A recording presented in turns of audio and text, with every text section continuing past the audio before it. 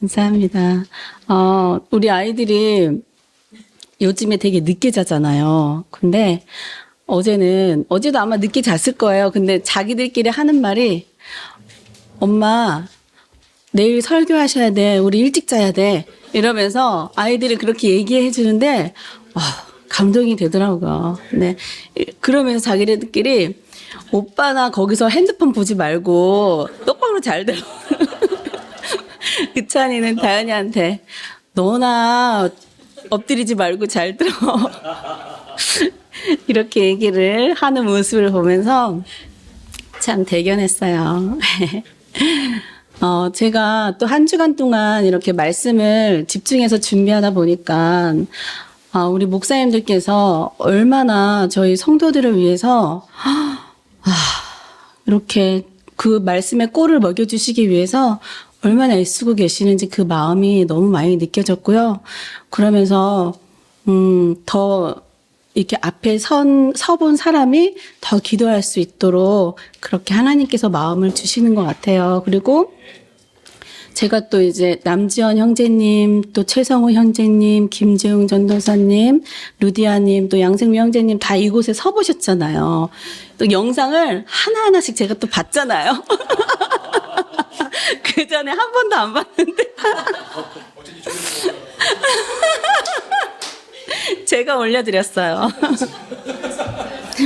근데 너무 잘하시는 거예요. 제가 저기 앉아서는 그렇게 할 수 있는 거지 이렇게 생각을 했는데 남재영 형제님 너무 여유로우시고 김재영 전도사님도 이번에 하신 거 제가 봤는데 거의 이거 안 보시고 하시더라고요. 그래가지고 너무 잘하셨구나 그 생각을 하면서 너무 존경스러웠습니다. 여러분들이요.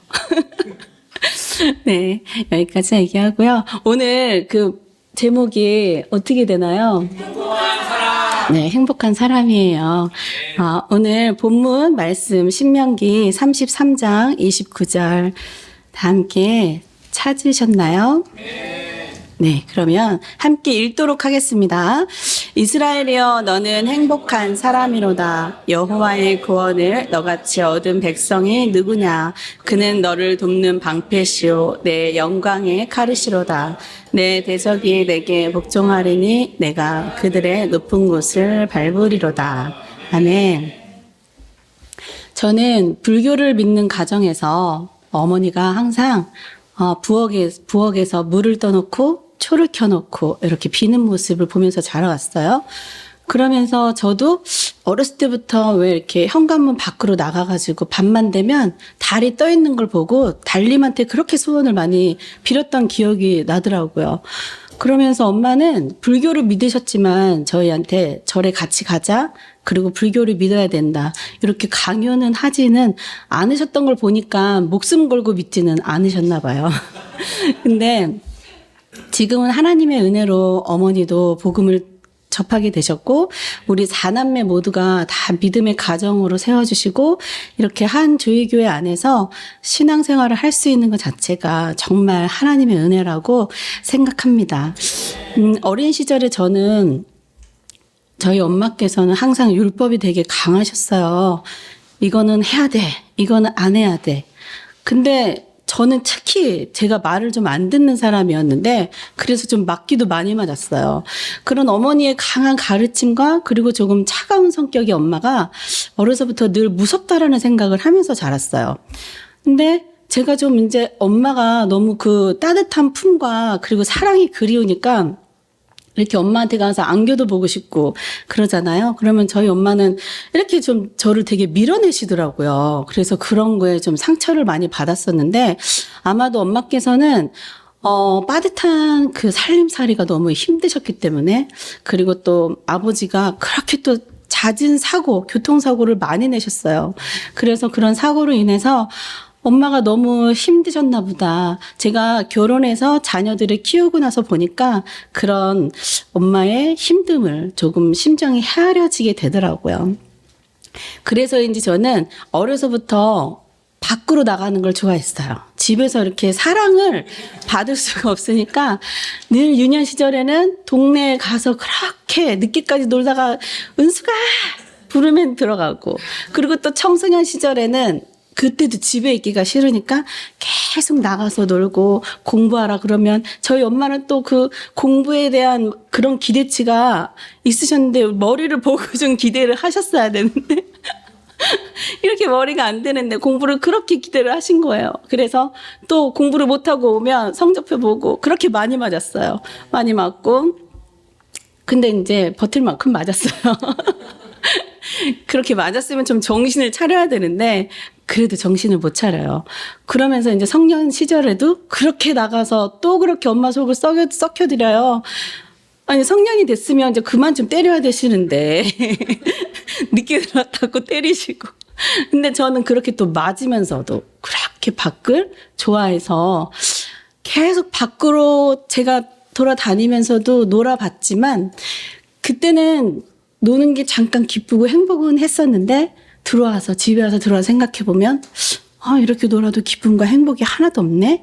이런 생각을 하면서 또 지냈는데 정말 세상이 주는 그 만족과 행복은 딱 그때뿐이더라고요.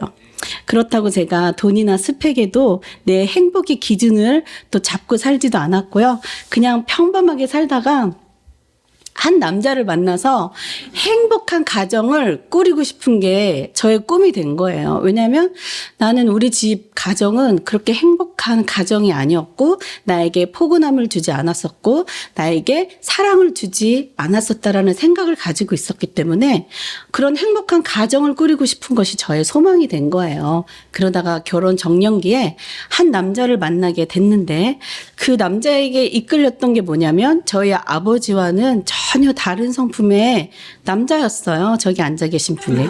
그래서 그 남자에 이끌려서 저 남자라면 나를 정말 행복하게 해줄 수 있겠다 싶어가지고 결혼을 했어요. 결혼을 해서 여러분 저는 행복을 찾았을까요? 그 답은 잠시 후에 드리겠습니다. 다시 결혼 전으로 돌아가서요. 어머니께서는 이제 신앙이 없으셨잖아요. 그때 당시만 해도 언니가 교회를 차렸다는 거예요. 그러니까는 사업하는 걸로 생각을 하신 거예요. 교회를 차렸으니까 저보고 교회를 나가래요. 근데 어머니도 교회를 안 나가시고 또 예수님도 믿지 않으시는 분이 저한테 나가라고 하니까 제 상식으로는 그게 이해가 되지가 않잖아요. 그래서 싫어, 안 나가. 제가 왜 나가요? 막 이러고 뻗팅기고 있었거든요. 근데 교회를 개척한 언니는 아마도 그전부터 기도를 엄청 했었겠죠. 그 기도가 더 셌기 때문에 하나님이 인도하심으로 제가 교회를 나가게 되는데 믿음이 없는 신앙생활을 하게 돼요. 교회는 그냥 가서 그냥 앉아있는 그렇게 신앙생활을 하게 되다가 우리 목사님께서 조이 성교회라는 곳을 소개를 시켜주시면서 저는 그 조이 성교회를 다니면 보통 성교의 비전을 품게 되잖아요. 그런 비전은 하나도 품어지지 않았고요. 찬양 예배 시간만 굉장히 좋더라고요. 그래서 그 찬양 예배 시간에 저는 예수님을 만났습니다. 그 시간에 예수님을 만났고 그렇게 제가 이제까지 결혼 전까지의 스토리를 풀어드렸는데 이제 결혼하기까지의 스토리를 또 말씀드리려면 너무 시간이 길어지니까 이제 결혼한 다음 하나님의 은혜로 제가 결혼도 이제 하게 되었고요. 허니문 베이비로 자녀도 주셨습니다. 근데 나에게 행복을 줄 것만 같은 남편은 나에게 행복을 주지 않았겠죠.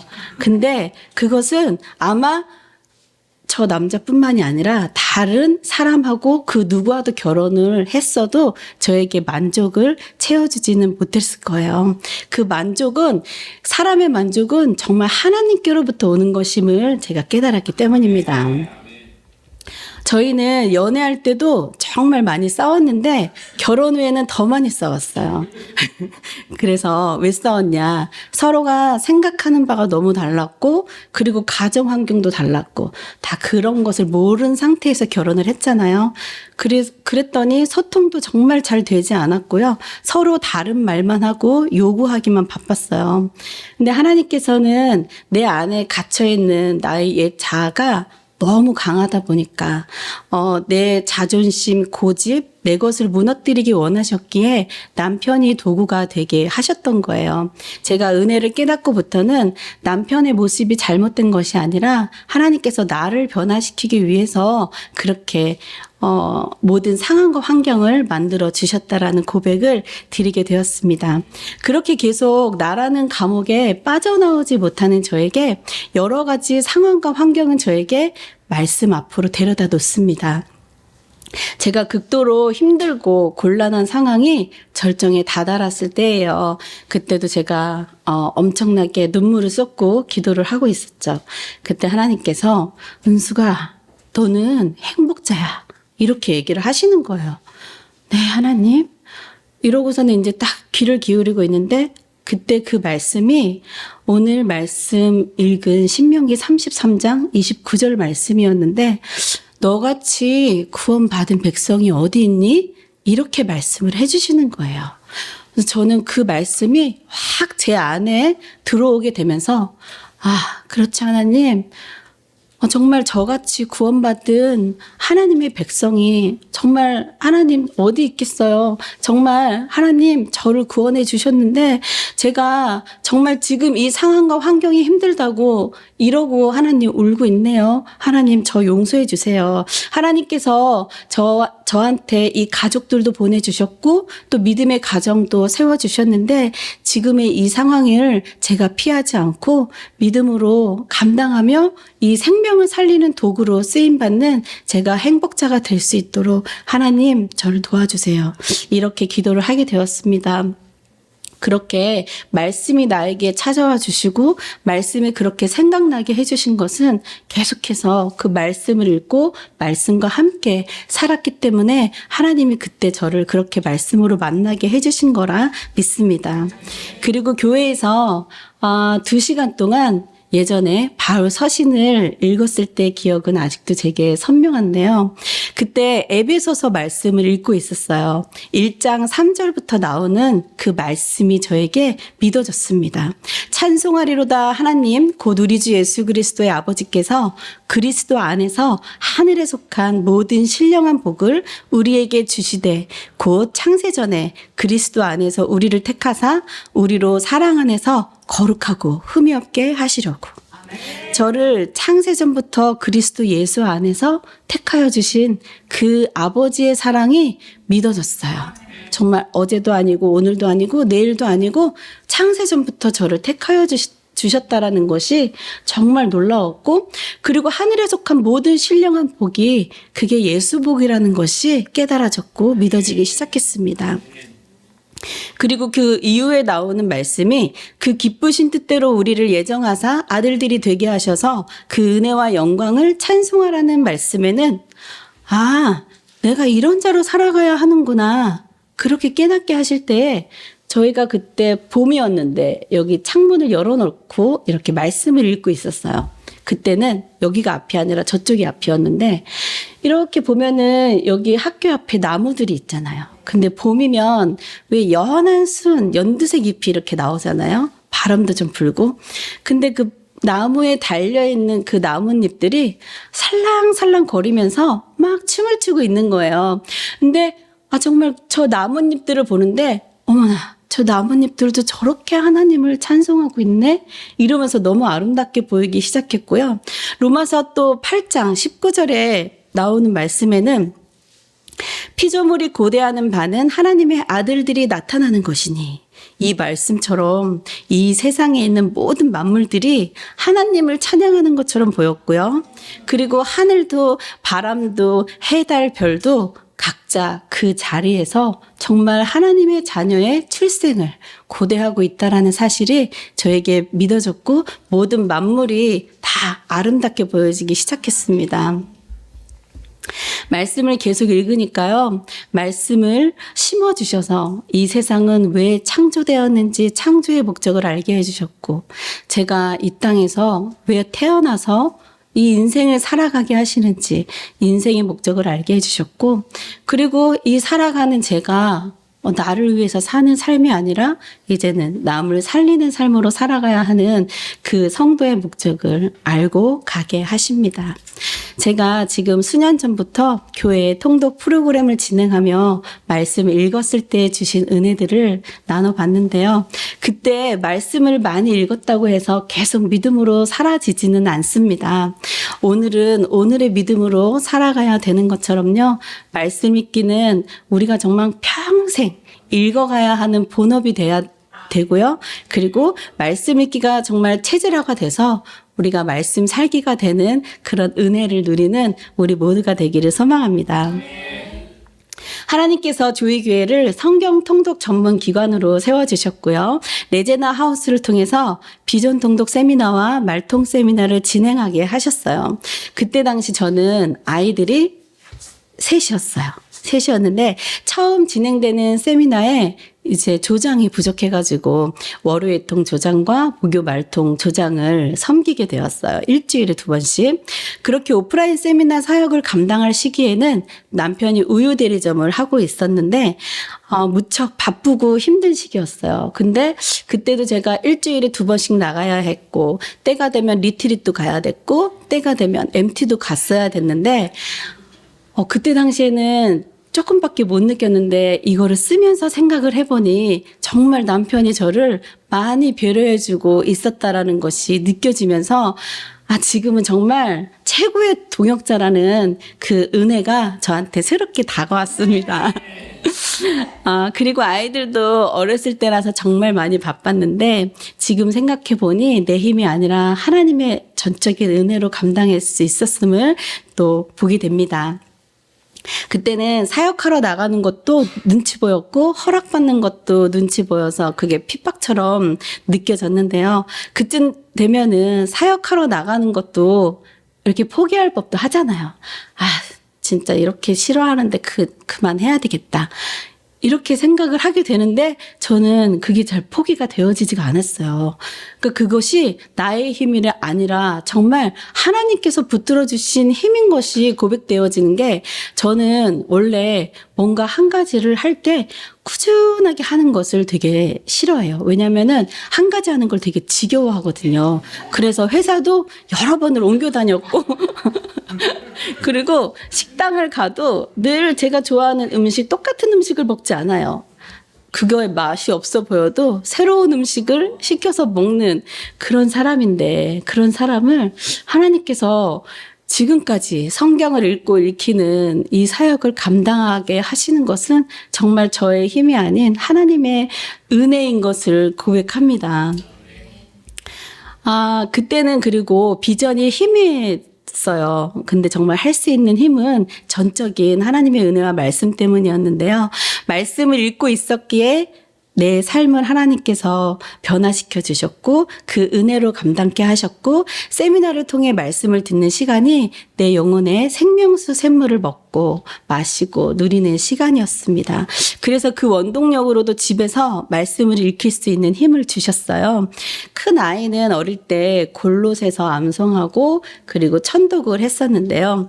태어나면서부터 이 아이는 안검하수가 있었어요. 그래서 늘 자신감이 없었고 그리고 또 집에서조차도 자기의 얼굴을 거울에 이렇게 비치는 모습을 이렇게 보질 못했어요.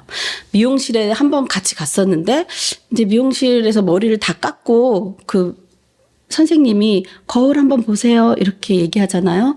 거울을 못 보는 거예요. 이렇게 곁눈질을 하면서 보더라고요. 그러니까 요즘이 아니라 좀 어렸을 때 그런 모습을 보는데 제가 좀 마음이 아팠지만 그래도 저는 계속적으로 어려서부터 하나님의 말씀을 먹이고 있었기 때문에 정말 그 믿음 하나로 버텨왔었거든요. 근데 그 아이가 한 달 전에 저에게 갑자기 이런 말을 하더라고요. 엄마, 내가 어려서부터 안 좋은 일을 많이 겪었었잖아. 그때 중고등학교 시절에 나쁜 생각도 되게 많이 했었고 나쁜 행동도 되게 많이 하고 싶었는데 그렇게 안 되게 하신 것을 하나님한테 감사하세요. 이렇게 얘기하는 거예요. 그래서 저는 그 말을 듣고 너무 감사했어요. 그 아이가 그렇게 속마음을 비춘 것이 처음이었거든요. 그래서 하나님은 이 아이에게 말씀으로 역사하고 계셨고 이 아이의 마음을 계속 만져주셨고 이 아이의 상처를 아물게 해주셨구나 이런 생각이 들면서 정말 말씀을 읽혔던 그 삶이 절대 헛되지 않았음을 보게 되는 순간이었고 지금은 비록 신앙생활을 제대로 하고 있지는 못하지만 언젠가 하나님의 때가 되면 이 아이를 통해서 정말 하나님의 은혜와 그 감사로 영광 돌리는 날이 오게 하실 것을 믿습니다. 또 둘째 아이에 대해서 말씀을 드리면요. 지금은 잠언서를 천독하고 있지만 예전에는 베드로전서를 천독했어요. 그때 오래전 어느 날 저희 부부가 또 뭘 했겠어요. 다퉜겠죠. 다투고 나서 남편은 나가고 저는 또 울고 있었겠죠. 그렇게 울고 있는 저에게 의찬이가 와서 그때가 좀 어렸을 때예요. 초등학교였는데 엄마 악을 악으로 욕을 욕으로 갚지 말고 복을 빌래요. 제가 지어낸 거 아니에요.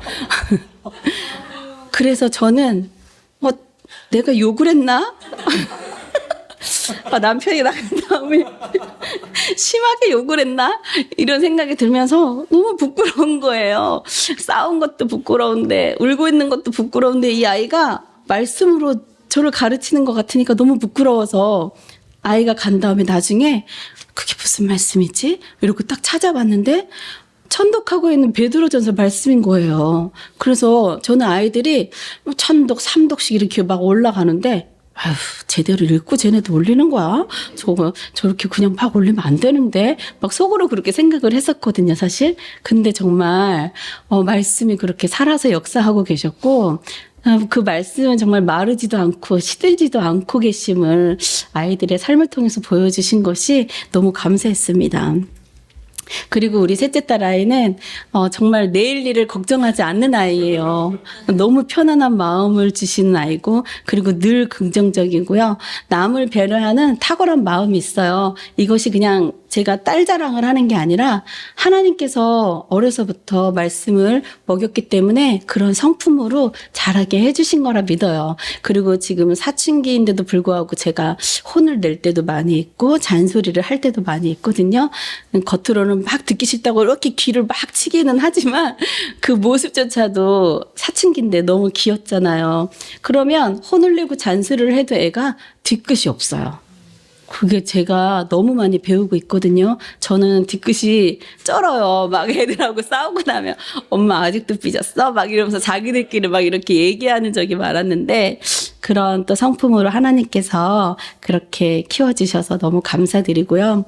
이렇게 하나님께서는요, 저희의 계획과 바람과는 다르게 정말 자녀들도 이렇게 키워주고 계시고 이 세상에서 공부를 아주 잘하는 것도 아니고 정말 믿음이 아주 큰 것도 아니지만 아이들이 먹고 있는 말씀이 분명히 살아서 역사해 주실 것을 믿고요. 그래서 저는 언제부턴가 아이들에 대한 근심 걱정을 내려놓게 되더라고요. 하나님의 말씀이 일해 주실 것을 믿기 때문입니다. 코로나를 통해서 오프라인 세미나가 중지가 되고 온라인 사역으로 전환을 시켜주셨어요. 오프라인 세미나에서 함께 했던 그 전에 동역자분들은 각자의 자기 사역으로 가셨고 지금은 새로운 동역자분들을 보내주셔서 함께 사역을 하고 있습니다. 온라인 사역으로 전환되면서 하나님께서 레제나 하우스 운영팀에 합류를 시켜주셨고요. 총무로 섬기게 되었습니다. 그런데 회사에 총무라 하면 소모품 이렇게 채워 넣는 일 등등 저희가 회사에서 각자 맡은 일만 잘해도 정말 칭찬을 많이 받잖아요. 근데 예전 저 때 회사 생활은 그랬는데 지금은 어떤지 잘 모르겠어요. 그런데 내야 총무는 그런 일이 아니더라고요. 무엇이든지 수동적이지 않고 능동적으로 해야 되고요. 그리고 생각이 고여 있으면 안 돼요. 창조적으로 해야 되는데 이것도 저희의 힘으로 할 수가 없는데 어쨌든 그랬고요. 그러면서 일당백을 정말 감당을 해야만 했습니다. 근데 이 직분을 덥석 잡아서 들어갔더니 매주 저기 사랑방에서 채찍과 쓴물을 마셔야 하는 몇 개월의 순간을 지나옵니다. 비전이 희미하니까 목사님이 말씀하시는 것이 너무 멀리 있는 것을 말씀하시는 것 같았고, 그리고 제대로 들리지도 않아요. 무슨 외국어 같아요. 외국어 같고, 무슨 말을 하시는지 잘 모르겠고, 그리고 또 누구누구랑 그렇게 비교를 하세요. 근데 정말 내가 존경하는 분이랑 비교를 하면, 비교를 당해도 좀 뿌듯하죠. 근데, 저분은 좀 아닌 것 같은데, 이렇게 생각하고 있던 분인데, 그분도 비교를 하시는 거예요. 너무너무 자존심이 상하는 거예요. 제 주제도 모르고. 그런데 여러분, 정말 기적이 일어났어요. 저기서 저렇게 매주 쓴물과 채찍을 맞았는데, 그게 이제는 당근과 채찍으로 느껴지고요. 목사님 말씀이 들리기 시작하고요. 들리니까 마음이 보이기 시작하고, 마음이 보이니까 순종을 하고 싶어져요. 꼭 뭐랑 비슷해요? 성경 읽기랑 비슷하죠. 성경을 읽으니까 하나님 말씀이 보여지니까 마음도 보여지고, 그리고 읽고 싶은 것처럼요. 아직도 갈 길이 아주 멀었어요, 저한테. 그런데 소망이 있습니다. 목사님이 언젠가 말씀으로 익어가는 중이니까 소망이 있습니다, 이렇게 말씀해 주셨잖아요. 그런 것처럼 저는 말씀으로 익어가는 중이라서 감사를 드리게 됩니다. 목사님께서 늘 그러시더라고요. 그렇긴 한데 언제까지 말씀으로 이것만 갈 거냐고 그렇게 말씀을 하시긴 하는데, 그래도 감사함으로 받아들이면서 지금은 즐겁고 기쁘게 가고 있습니다. 여러분, 지금 제 모습이 행복해 보이나요? 네. 여러분의 모습도 정말 행복해 보이십니다. 저는 말씀 읽기 전에 행복의 참 의미를 잘 몰랐어요. 인간에게 주어진 욕구가 해결되면 행복해지는 것, 그리고 의식주가 해결되면 행복해지는 것, 사랑하는 사람들과 가족들과 알콩달콩 살아가는 것, 다 중요한데 이것이 나를 위해 살 때는 기쁨도 없고 행복하지 않다는 걸 깨달았어요. 하나님을 경외해서 최고로 행복한 사람으로 살라는 말씀이 있습니다. 신명기 10장 12절로 13절 말씀인데요. 제가 읽어드릴게요. 이스라엘아, 내 하나님 여호와께서 내게 요구하시는 것이 무엇이냐? 곧 내 하나님을 경외하여 그의 모든 도를 행하고 그를 사랑하며 마음을 다하고 뜻을 다하여 내 하나님 여호와를 섬기고, 내가 오늘 내 행복을 위하여 내게 명하는 여호와의 명령과 규례를 지킬 것이 아니냐. 그리고 전도서 12장 13절 말씀에는 일의 결국을 다 들었으니 하나님을 경외하고 그의 명령들을 지킬지어다. 이것이 모든 사람의 본분이니라. 아멘. 하나님을 경외하는 것이 사람의 본분이고 명령을 지키라고 말씀하십니다. 결국엔 조이교의 신앙 고백이 뭐죠? 하나님이 창조하신 생명이 사랑하고 축복하면 사람에게 행복이고 하나님께는 영광이다. 정말 하나님이 창조하신 생명이 정말 사랑하고 축복하는 삶이야말로 최고의 행복한 삶인 줄 믿습니다. 우리 모두가 그렇게 살기를 되길 바라요. 얼마 전 성경 통독원 출범식을 했어요. 지금 현재 레제나 하우스에 15개의 성경 통독원이 세워졌고, 그 중에 하나 주빌리 통독원도 세워주셨습니다. 성경을 읽고 있었더니 성경 읽히는 사역을 감당케 하셨고, 이 사역을 감당하다 보니 주빌리 통독원도 세워주셨는데요. 정말 저의 계획과 생각은 일도 없는 하나님의 계획하심입니다.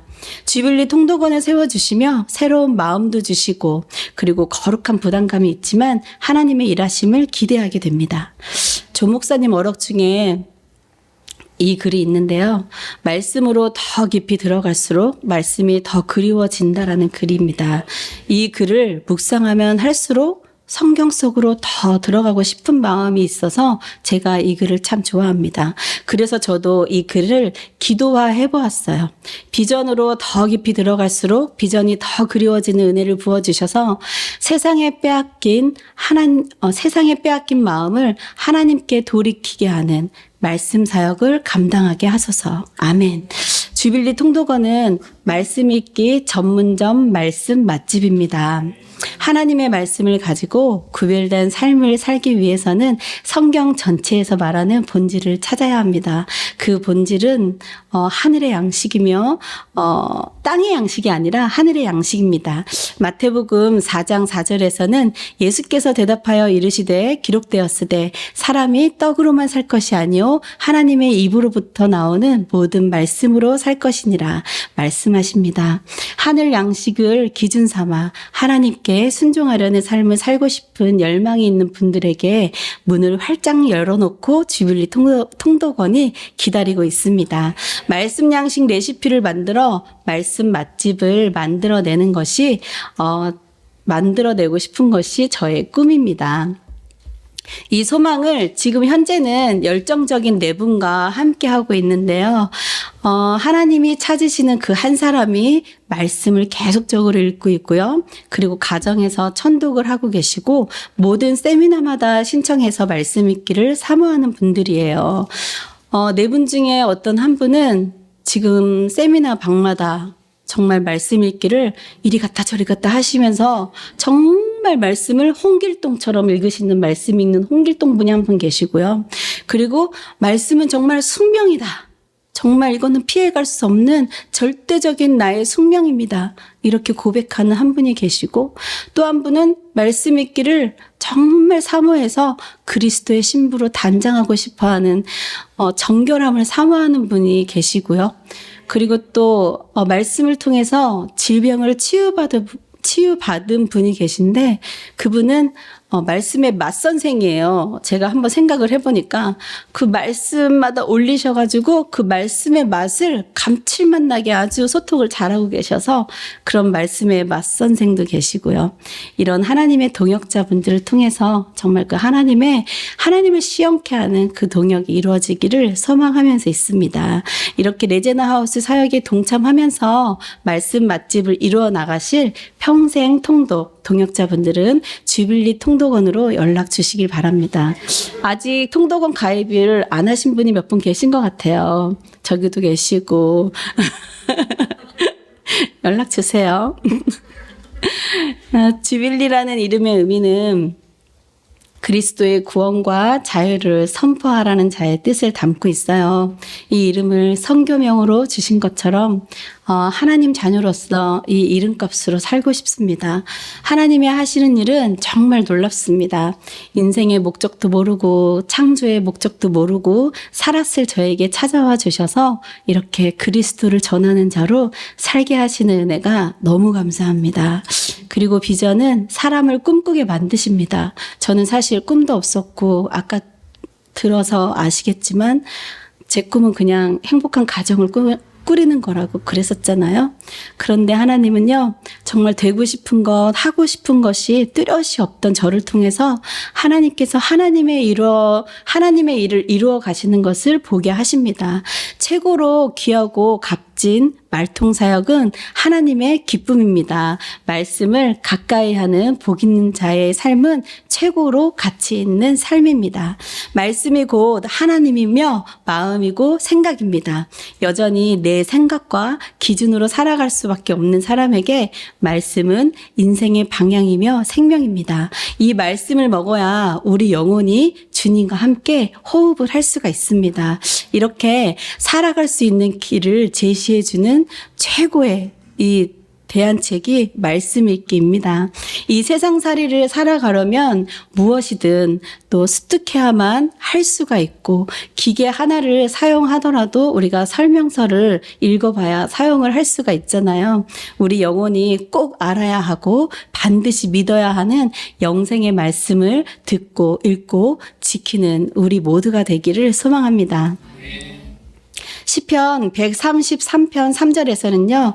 여호와께서 복을 명령하셨으니 곧 영생이로다 말씀하십니다. 그 복은 영생의 복입니다. 오직 예수 그리스도만이 우리의 복이 되어주셔서 행복자로 살게 하십니다. 이 세상의 어떤 것도 그 무엇도 우리의 죄를 가리워줄 수 없습니다. 오직 예수 그리스도만이 우리의 구원자가 되어주십니다. 그러므로 우리는 성경을 읽을 때마다 그리스도를 놓쳐서는 안 될 것입니다. 이렇게 성경을 읽고 읽히는 자로 또 행복자로 저와 우리 조이 공동체 분들이 함께 비전을 같이 하며 같은 마음, 말뜻을 모으며 나아가고 있는데요. 정말 저희들이 주님 다시 오실 때까지 이 사역이 전수되어져서 우리 세대뿐 아니라 다음 세대에도 이 다음 세대들이 잘 지키며 나아갈 수 있기를 간절히 소망해 봅니다. 여러분, 우리는 어떤 사람들이라고요? 아멘. 우리는 구원받은 행복자입니다. 할렐루야. 마치겠습니다. 기도하겠습니다.